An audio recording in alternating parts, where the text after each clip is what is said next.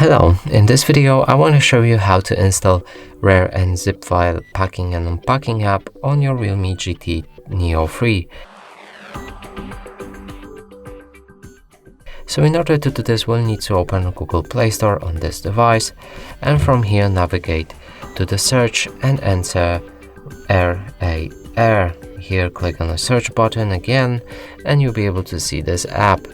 Now let's install it.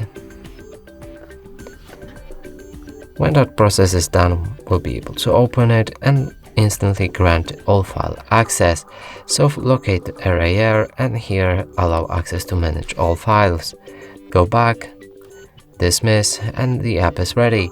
And that's it for this video. Hope you like it. Please consider subscribing to our channel, leave a like and a comment below.